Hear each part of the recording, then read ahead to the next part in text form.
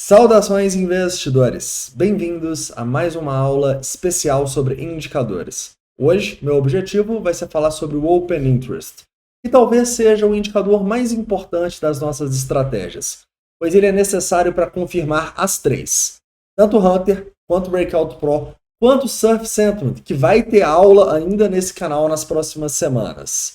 Espero que vocês gostem. Bem-vindos a Investidor Moderno.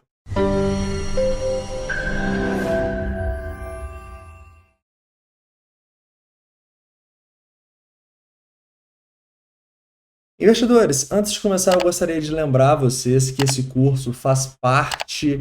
essa aula faz parte do nosso curso em parceria com a Bybit para te ensinar não só a fazer os trades dentro da exchange, mas entender os trades que você está fazendo, saber quando comprar, saber quando vender.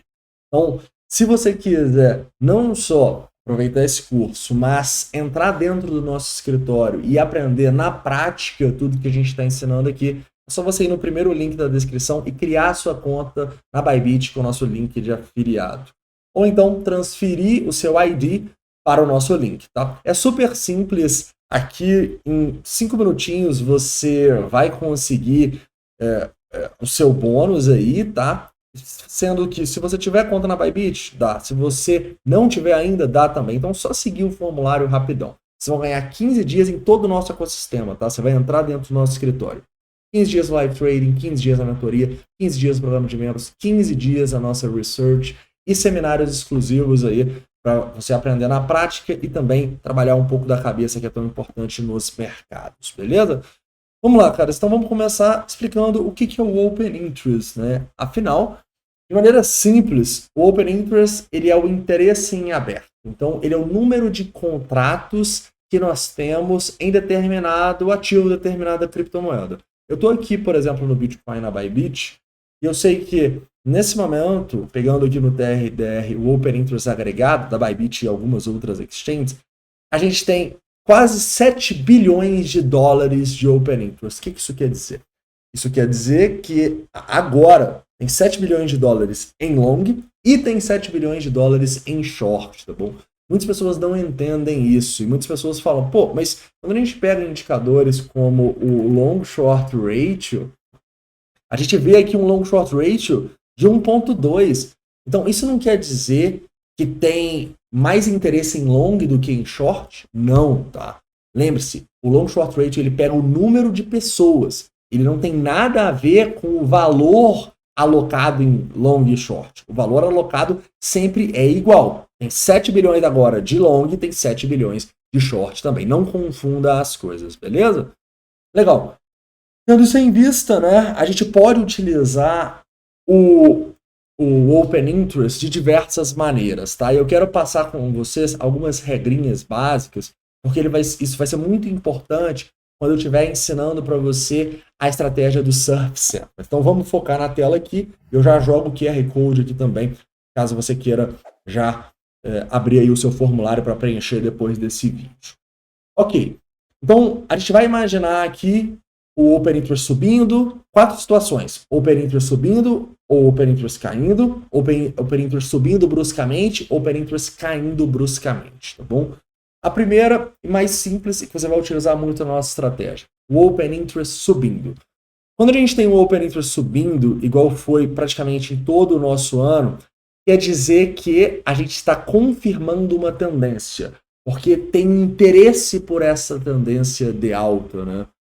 E é o interesse de pessoas entrando, muitas delas, infelizmente, contra a tendência, né? Então, como eu te disse, o Open Interest aumentando aqui, está aumentando o número de contratos em short também. Por isso que quando o preço sobe, muitas vezes a gente tem aquela liquidação de muitas pessoas que acabaram entrando em short, aumentando esse Open Interest, beleza? Então, a regra é, você quer que o Open Interest suba durante uma tendência. Detalhe, se a gente tem uma alta muito expressiva do Open Interest no curto prazo, isso pode ser perigoso, porque isso pode dizer que, beleza, tem muita gente entrando em short, mas pode ter entrado muitos longs. Então, no curto prazo, quando a gente vê um Open Interest muito elevado, a gente não faz nada, tá bom? Isso aí eu tô falando em tempos gráficos como 5, 15 minutos, tá bom? Você vai ver quando eu te mostrar as estratégias de Surf Sentiment em diferentes tempos gráficos, E normalmente a gente usa essa interpretação de tendência assim, em um movimento mais trabalhado, não é um movimento nos 5 minutos, nos 15 minutos que explode, certo? Então tem que ser algo mais trabalhado, é realmente uma tendência, não é um movimento específico do nada, tá bom? Então aumentos bruscos, a gente não toma grandes decisões com esse tipo de aumento, tá bom? Legal. Então a gente já falou do aumento e do aumento brusco. Agora vamos falar das quedas, né? Primeira coisa, quando a gente está com o preço caindo, igual a gente estava lá no nosso fundo, ó. A gente está com o preço caindo aqui e a gente tem queda no Open Interest, isso quer dizer que a gente não está confirmando a tendência. Então, se você está numa tendência e o Open Interest está caindo, é um mau sinal. É um sinal que essa tendência é fraca e que uma hora ou outra a gente tende a reverter, tá bom? Outro bom exemplo disso é, olha o que aconteceu quando a gente teve as quedas desse ano, né? Olha a queda que a gente teve lá em março. O Open Interest estava caindo, não confirmava a tendência de alta. É por isso que quando a turma estava gritando 12K, a gente estava gritando retração do movimento. Então, uma queda no Open Interest, quando a gente está olhando para uma tendência, ele pode identificar para a gente uma retração, uma correção do movimento de alta. Então você tem que olhar, olha, na tendência o Open Interest subiu. Agora que está caindo, ele está caindo, então a maior probabilidade é que a gente esteja diante de uma retração. Beleza? Outro exemplo muito bom que a gente tem foi a maior queda de Open Interest no ano, que foi justamente quando a gente saiu ali dos 29 e foi até aqueles 24.500. E aí, de novo, a turma começou a gritar 15, 20K. A gente estava, de maneira muito clara, falando, não achamos que vai cair tanto assim. Por quê? Porque o Open Interest já caiu. Não tinha muito interesse pela tendência de alta, né? Então, tenha noção disso, né? Se você está olhando para uma tendência e está contra o Open Interest, cara, essa tendência pode estar terminando, você pode estar de olho não numa tendência, mas numa correção. Legal? Vai ser muito importante isso na questão do Surf Sentiment. Agora, a última situação é quando a gente tem uma queda brusca. Em todos esses momentos aqui que eu te mostrei, pelo menos esses dois aqui, a gente teve quedas bruscas, né? E aí que eu te falo, quedas bruscas podem ser gatilhos de fundos ou de topos. Por quê? Porque nessas quedas bruscas, o que está acontecendo? Qual que é a psicologia por trás disso? Quando a gente tem muita queda de Open Interest, tem muitas pessoas saindo das posições. Ou seja, no momento onde muitas pessoas estão tomando decisões, você sabe que, na maioria das vezes, as pessoas erram, né?